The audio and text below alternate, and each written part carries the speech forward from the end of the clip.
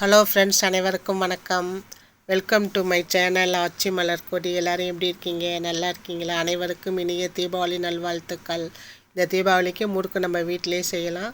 அதை எப்படி செய்யணும் இந்த வீடியோவில் காமிக்க போகிறேன். இந்த முறுக்கு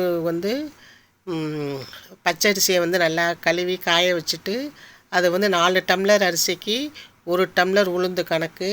அந்த உளுந்தை வறுத்துட்டு போடணும். அரிசியை நல்லா காய வச்சுட்டு அந்த வறுத்த உளுந்தையும் ஒன்றா சேர்த்து மிஷினில் அரைச்சி கொண்டு வந்து வச்சுருக்கேன். இதுதான் அந்த மாவு. அளவு 4க்கு 1 கணக்கு வச்சுக்கோங்க. இப்போ இந்த மாவில் நம்ம என்ன செய்ய போகிறோம், என்னென்ன கலந்து செய்ய போகிறோன்னு உங்களுக்கு விரிவாக சொல்கிறேன்.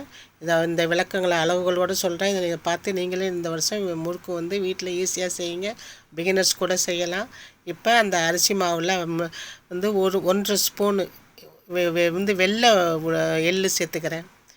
அது கருப்பு இல்லை, நம்ம ஜீரகமும் சேர்ப்போம், இன்னும் கருப்பாக தெரியணும்னு சொல்லிட்டு வெள்ளை எள்ளு சேர்க்குறேன். எனக்கு எப்போதும் அதான் பழக்கம். அதுக்கடுத்து ஜீரகம் சேர்த்துக்கிறேன். நம்ம ரசத்துக்கு போகும்ல சின்ன ஜீரகம், அது வெள்ளை எள்ளு 1 ஸ்பூனு, 1 ஸ்பூன் ஜீரகம். இதுக்கப்புறம் பெருங்காயம், கெட்டி பெருங்காயம் தண்ணியில் கரைச்சி வச்சுருக்கேன். கெட்டி பெருங்காயம் தான் வாசனை நல்லாயிருக்கும். இல்லாதவங்க தூள் பெருங்காயம் 1 ஸ்பூன் போட்டுக்கோங்க. வெள்ளை எள்ளு, ஜீரகம், பெருங்காயம். இப்போ அந்த மாவுக்கு தேவையான உப்பு இதை போட்டு ஃபஸ்ட்டு ஒரு நல்லா கிளறிப்போம். இந்த பொருளெல்லாம் இப்போ சேர்த்துட்டு அடுத்து வெண்ணெயும் சேர்த்துக்கலாம். வெண்ணெய் அன்சால்டட் வெண்ணெயை பார்த்து வாங்கிக்கோங்க. வெண்ணெய் போடுறது அந்த முறுக்கு நல்லா மொறுமொறுப்பு கொடுக்கும். அதனால் நல்லா 1 ஸ்பூன் இல்லை பெரிய கரண்டியில் 1 ஸ்பூன் வெண்ணெய் கலந்து இப்போ நல்லா மாவை எல்லாம் மேலேயும் கீழேயும் உப்பு, வெண்ணெய், இந்த மிளகு, ஜீரகம் எல்லாம் எள்ளு கிளறிட்டு இப்போ 100 கிராம் பொட்டுக்கடலை மிக்சியில் அரைச்சிட்டு சலிச்சு வச்சுருக்கேன். சலிச்சிடுங்க, சலிச்சாதான் நல்லா நைஸாக கிடைக்கும்.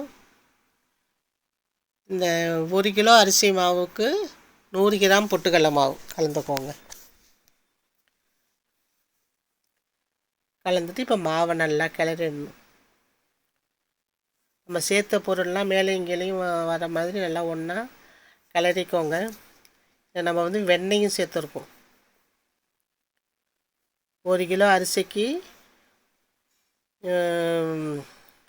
உளுந்து, வறுத்த உளுந்து சேர்த்து அரைச்ச மாவில் ஜீரகம், எள்ளு, உப்பு, பெருங்காயம், வெண்ணெய், பொட்டுக்கடலை மாவு இத்தனையும் கலந்து இப்போ இந்த மாவு நம்ம கரெக்டாக கூட்டு சேர்த்துட்டோன்னா முறுக்கு நல்லா மொறுன்னு நல்லா அழகாக வரும் சாப்பிட்றதுக்கு.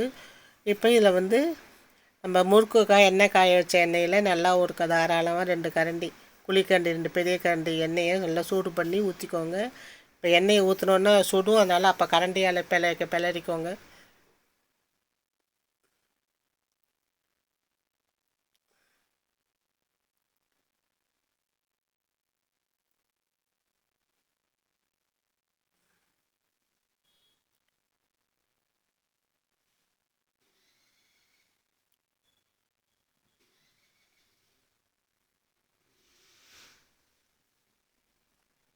இந்த மாவு எண்ணெய் ஊற்றின இந்த மாவு நல்லா கிளறது தான் கரெக்டாக இருக்கணும்.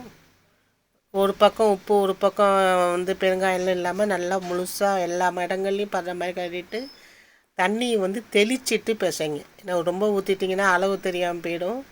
பிழைய சில உளுந்து அரிசி மாவு தண்ணி இழுக்கும், சிலது தண்ணி இழுக்காது.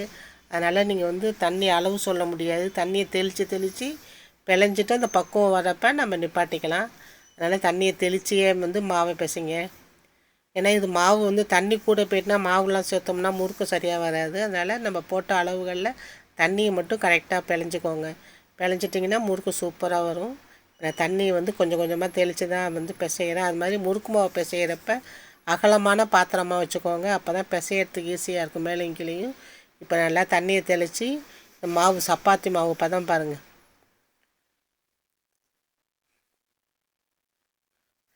நம்ம பூரிக்கெல்லாம் பிசைவோம்ல அந்த மாவு மட்டும் கொஞ்சம் கெட்டியாக இருக்கணும், ரொம்பவும் தண்ணியாக போயிடக்கூடாது, சவுந்து போயிடும். இப்போ நான் காமிக்கிற அளவுக்கு இந்த அளவு உருட்டி எடுத்து வச்சுக்கோங்க. உருட்டி வச்சுட்டு இப்போ நம்ம முறுக்கு புளிய ஆரம்பிக்கலாம். அதுக்கு நான் எடுத்துருக்கிற அச்சியை காமிக்கிறேன் பாருங்கள். மாவெல்லாம் உருட்டி சின்ன பாத்திரத்தில் எடுத்து வச்சுக்கிட்டேன், மேடையில் வைக்கிறதுக்கு வசதியாக இருக்கும். இந்த அச்சு 3 கண் அச்சு. எப்போதும் அச்சு வாங்குறப்ப சின்ன ஓட்டையாக இருக்கிற மாதிரி வாங்கிக்கோங்க. அப்போ தான் முறுக்கு சீக்கிரம் வேகும். மாவும் நிறையா இழுக்காது. இப்போ அதனால் முறுக்கு அச்சு வாங்குறப்ப சின்ன அச்சு நான் காமிச்ச மாதிரி சின்ன ஓட்டையாக உள்ளது வாங்கிக்குவாங்க. இப்போ இதில் மாவை உருட்டி போட்டு எப்படி புளியறதுன்னு காமிக்கிறேன். மாவு பதத்தை கரெக்டாக பிணைஞ்சிட்டிங்கன்னா முறுக்கு ஈஸியாக புழிஞ்சு எடுத்துடலாம். இது மாதிரி கரண்டியில் புளிங்க, அதான் கையில் எண்ணெய் தெளிக்காமல் நீங்கள் டக்குன்னு போட்டு எடுக்க ஈஸியாக இருக்கும். இப்போ நான் புளிஞ்சு காமிக்கிறேன் பாருங்கள், இவ்வளோ நல்லாயிருக்கும். அழகாக பிழியறதுக்கு வருது. இதுதான் முறுக்கு. இது மாதிரி 4-5 கரண்டியில் போட்டு வச்சுக்கிட்டிங்கன்னா ஒவ்வொருத்தர்லையும் போட்டு எடுத்துடலாம். ஈஸியாக பிழிஞ்சிடலாம் முறுக்கு. இது 1 கிலோ மாவுக்கு வந்து குறைச்சலாம் 50-55 முறுக்கு வரும். நான் சின்னதாக முறுக்காக தான் செய்கிறேன். பெரிய முறுக்காக வந்து செய்கிறவங்களுக்கு அவங்க விருப்பப்படி நீங்கள் செஞ்சுக்கோங்க. நான் சின்ன சின்ன முறுக்காக தான் செய்கிறேன். இப்போ நல்லா எண்ணெய் காஞ்சிட்டு இன்னும் நல்லா கொதித்து வந்த பிறகு போடுங்க. அப்போ தான் வந்து செவந்து நல்லா இருக்கும் முறுக்கு. நல்லா எண்ணெய் கொதிச்சுட்டு இப்போ நான் முறுக்க போடுறேன். சாமியை கும்பிட்டுட்டு பலகாரம்லாம் செய்ய ஆரம்பிங்க, நல்லபடியாக வரணும்னு. இப்போ பிள்ளையாரை கும்பிட்டுட்டு நான் முறுக்கு போடுறேன். நான் அழகாக பொரிஞ்சு வருது பாருங்கள், அவ்வளோதான் முறுக்கு.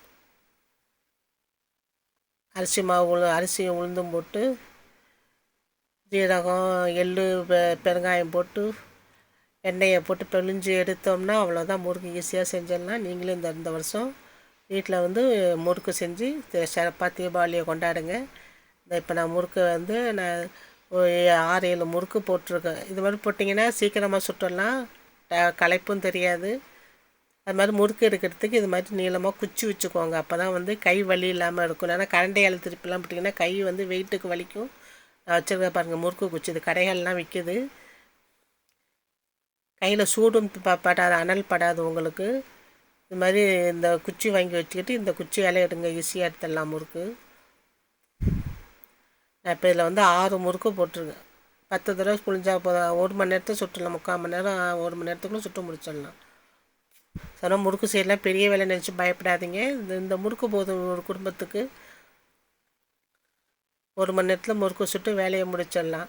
அதுதான் முறுக்கு வந்து நம்ம பொரிஞ்சு வருதில்ல, இந்த பொரிஞ்செல்லாம் அடங்கி எண்ணெய் பொரிஞ்சு அடங்கிடும் பாருங்கள். அடங்கினது தான் எடுக்கணும், அதான் வெந்தது கடையாலும். இப்போ பொரிஞ்சிக்கிட்டு தான் இருக்குது மாவு. நான் அந்த முறுக்கு எடுக்கிற பக்குவத்தை காமிக்கிறேன். அந்த அளவுக்கு எடுத்துட்டிங்கன்னா போதும். அந்த பொரிஞ்சு வர்றதை அடங்கணும். அப்போ தான் அது வந்து முறுக்கு வந்து முருகலாக வெந்துட்டுன்னு அர்த்தம்.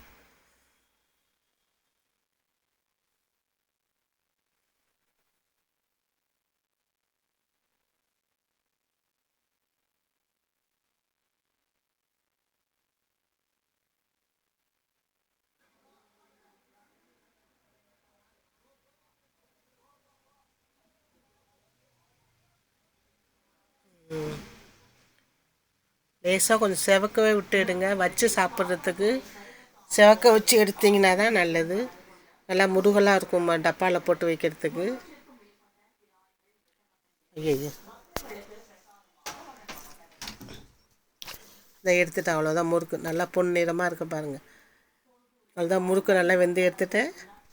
முறுக்கு சுடுறது அவ்வளோதான், ஈஸியான வேலை தான். நம்ம வீட்டில் நம்ம நல்ல எண்ணெயில் செக்கில் ஆட்டின கடலை எண்ணெயில் செய்கிற முறுக்கு உடம்புக்கு நல்லது. கூடுமான வரைக்கும் கடையில் வாங்கிறத தவிர்த்துட்டு முடிஞ்சவங்க வீட்டில் இது மாதிரி பக்குவத்தோடு செய்யுங்க. பிகினர்ஸும் செய்யலாம், ரொம்ப பிள்ளைங்களுக்கும் வச்சுருந்து கொடுக்கலாம், ஈவினிங் ஸ்நாக்ஸாகவும் சாப்பிட்லாம். அவ்வளோதான், முறுக்கு சுட்டு எடுத்தாச்சு.